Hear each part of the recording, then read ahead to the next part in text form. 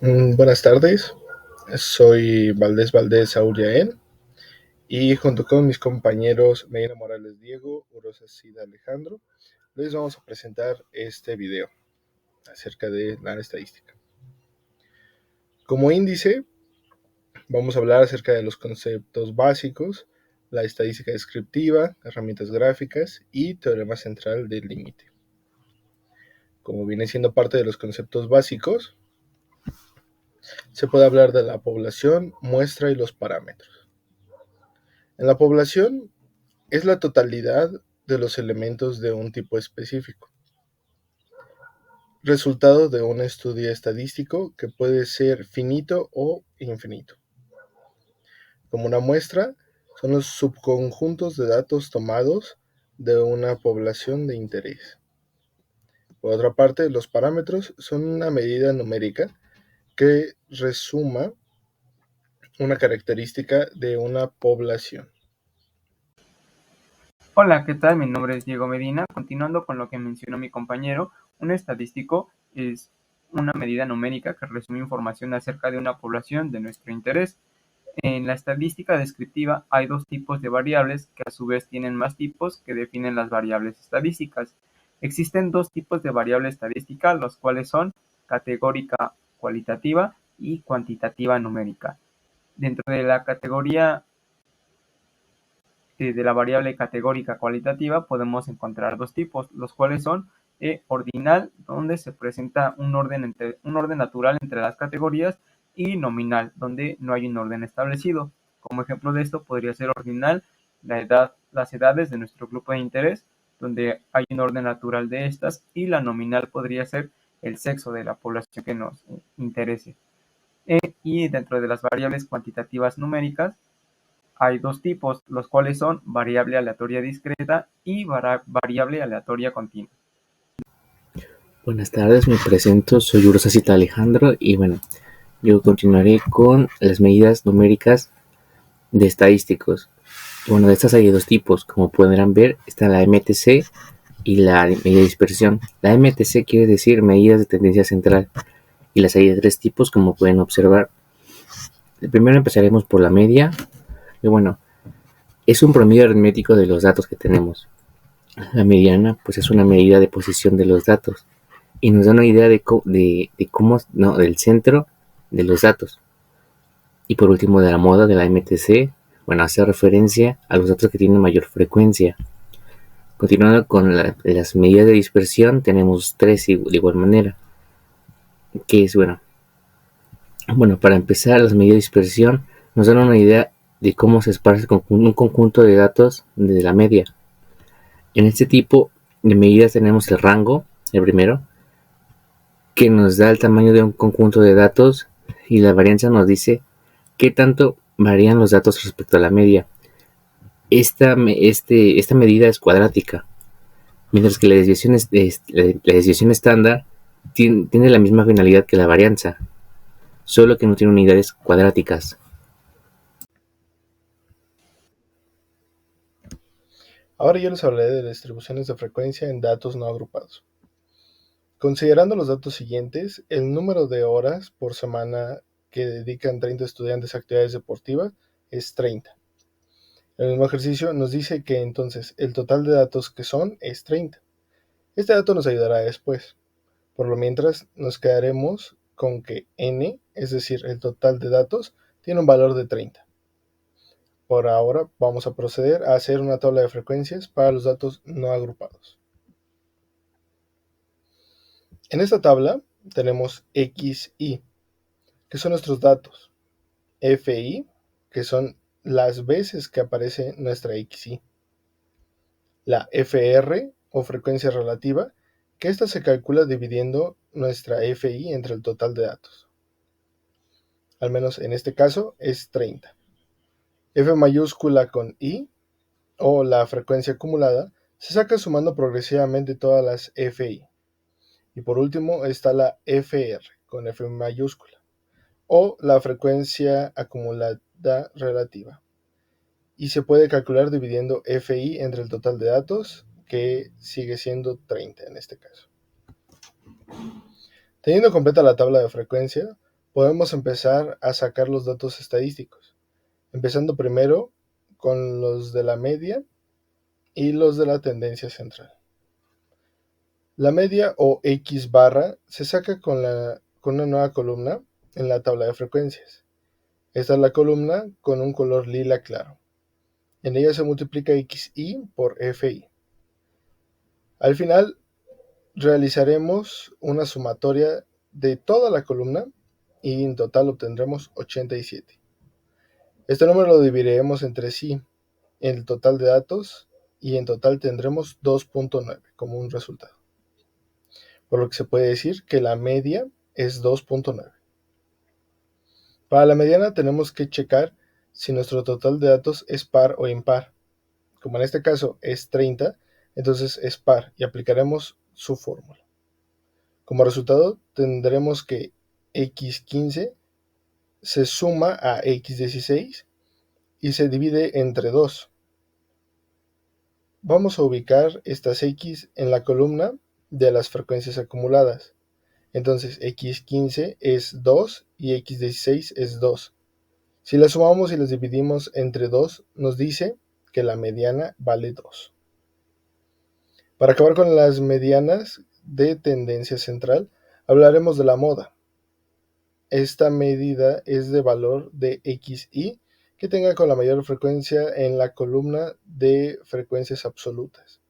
Como podemos ver, la mayoría de las frecuencias es 10 y pertenece a 2 en la barra de XI. Nuestra moda vale 2. Continuaremos con las medidas de dispersión. El rango lo obtendremos con XI, con el valor más alto, y le restaremos el valor de XI más bajo. Entonces tendremos que XI máximo vale 6 y XI mínimo vale 1. Nuestro rango en total valdría 5 porque a 6 le quitamos 1. La varianza se saca con la sumatoria de la nueva columna de color rosa y la fórmula la podemos observar en la cabecera de la columna. Después de calcular toda la columna se suma y se aplica la fórmula que se encuentra a la derecha y está encerrada en rojo, obteniendo como resultado que la varianza vale 1.5413. Para terminar, la desviación estándar es sacando la raíz cuadrada de nuestra varianza, por lo que sacando la raíz de 1.5413 resulta que la desviación vale 1.2415. Ahora podrán apreciar una gráfica y la gráfica de este ejercicio que hicimos fue la del polígono. Esta utiliza la columna de XY en el eje de las X y en el eje de las Y se encuentran las frecuencias absolutas.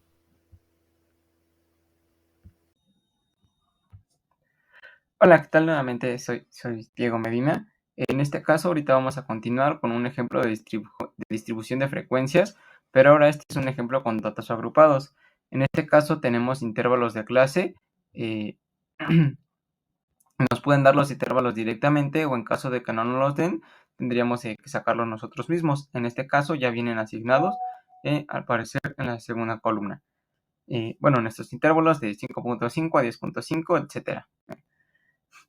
Ok, vale. Ahora nos concentraremos. En este caso no nos los dan directo, pero si no, entonces tendríamos que calcular el rango, que es con el dato más alto, y restárselo al dato con el valor más bajo, que en este caso sería de 45.5 menos los 5.5, que es el valor más bajo, y nuestro rango sería aproximadamente de 35. Después procederíamos a obtener el número de intervalos que se representan con la letra M. Esto tiene dos formas. Las primeras es que M aproximadamente igual a la raíz cuadrada de n, y este sería el total de datos, y la segunda sería mediante la regla de Struch. M ahora lo tomaríamos como 7, lo cual coincide, como pueden observar, con nuestra tabla que tenemos aquí.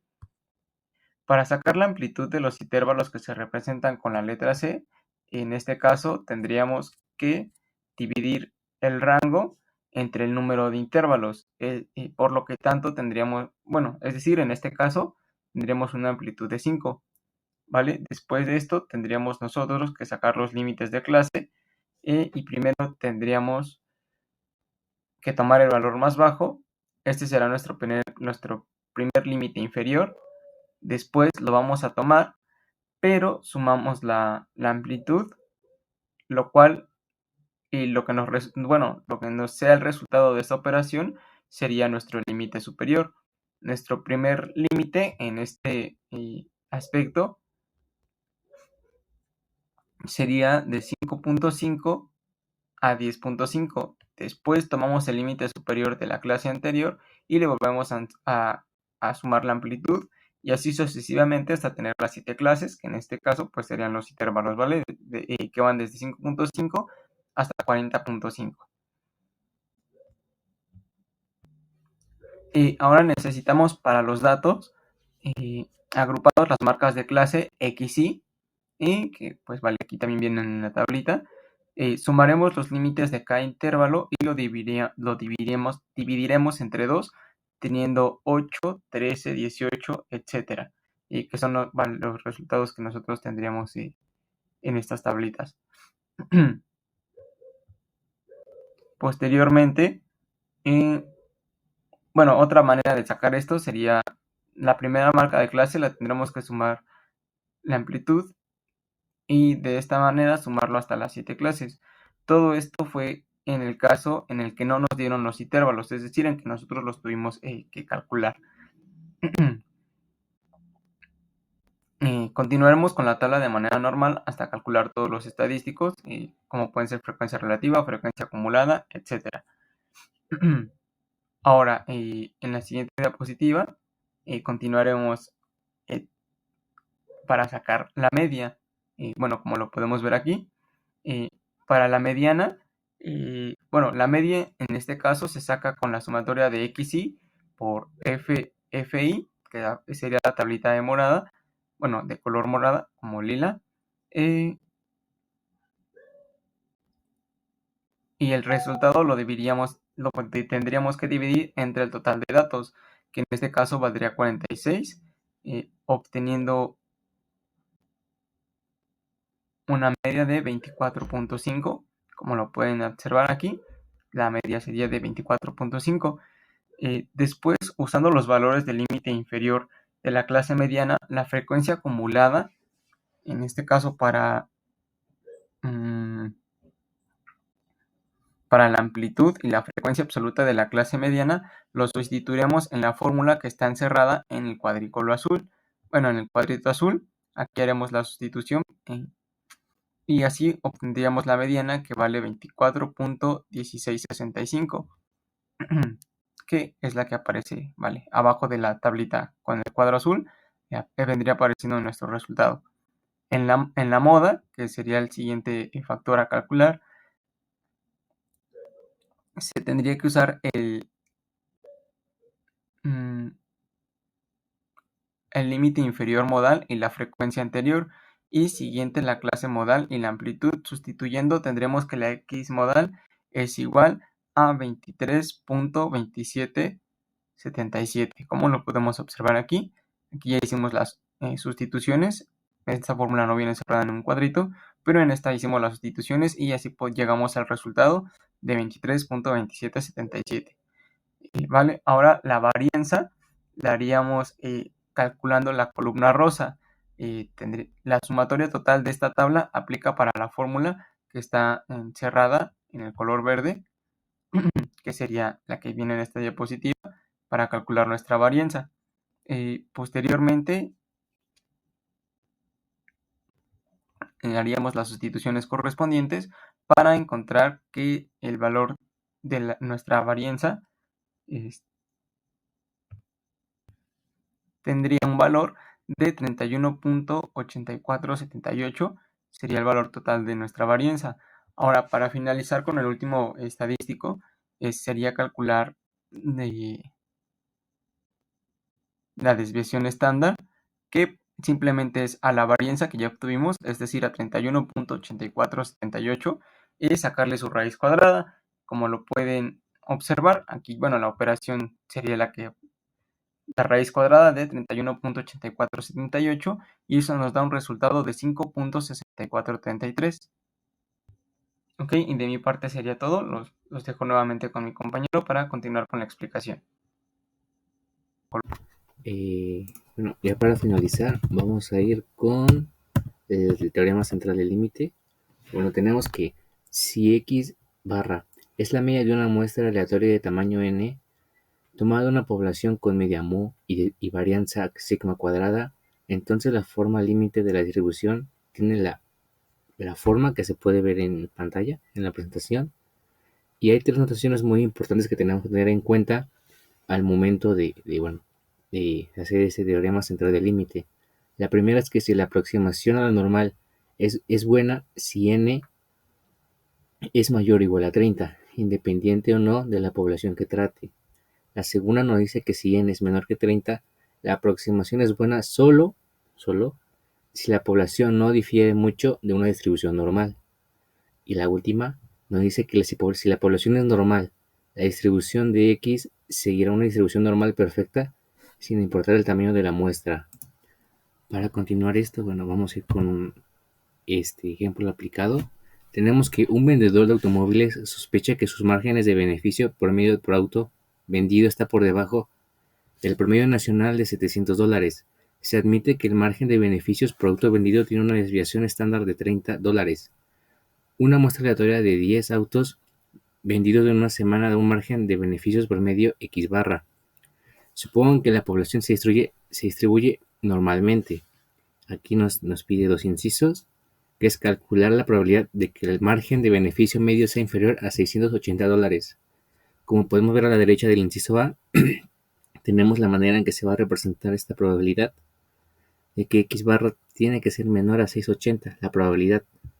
Y el inciso B nos pide lo mismo, solamente que el margen de beneficios tiene que ser al menos $590.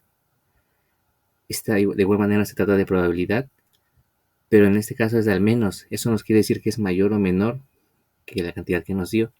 Eso lo podemos ver en el inciso A, que aquí vamos. Bien.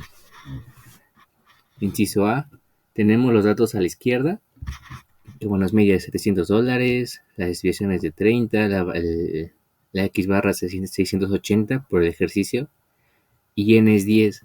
Como N es 10, vamos a usar la distribución que nos marca la flecha de abajo. Entonces, sustituyendo por los dos que tenemos, nos queda de la siguiente manera, de X barra y está distribuida de manera normal, con una media de 700 y una división de 30 entre la raíz de 10. Entonces, vamos a proceder con la parte derecha superior. Entonces, la probabilidad de que X barra sea 680. En este caso, bueno, aquí vamos a normalizar el 680 para poder avanzar de aquí, porque no se puede proceder directamente con el 680. Entonces se normaliza y tenemos que 680 normalizado nos da a menos 2.1081, que lo vamos a redondear a 2.11. Entonces tenemos que, bueno, la phi de menos 2.11 nos da un valor de 0.014, que es lo que podemos observar en la parte de abajo en la gráfica. Muy pequeña la probabilidad de que el margen sea menor de 680. Básicamente son los mismos datos, exceptuando X barra, que aquí vale 590 y es al menos, entonces es mayor o igual. Se me olvidó mencionar que, bueno, en el inciso A es una acumulación desde menos infinito a infinito. Esto toma relevancia aquí. Bueno, tenemos igual la misma. Y bueno, vamos a la parte superior derecha. La probabilidad de X barra es mayor o igual a 590. Igual se normaliza, pero normalizado queda muy grande, de menos 11.59. Aquí, bueno, lo redondeamos a menos 11.6. Y bueno, aquí como es tan grande, ya prácticamente pero como es negativo, va a 0. O sea, no hay probabilidad. Entonces es casi seguro que al menos consiga 590 de beneficio y superior. Y bueno, en este caso es 1 menos la probabilidad, bueno, menos phi, porque no es una acumulación, sino que viene de derecha hasta la izquierda. Y bueno, esto ha sido todo por nuestra parte. Nos despedimos.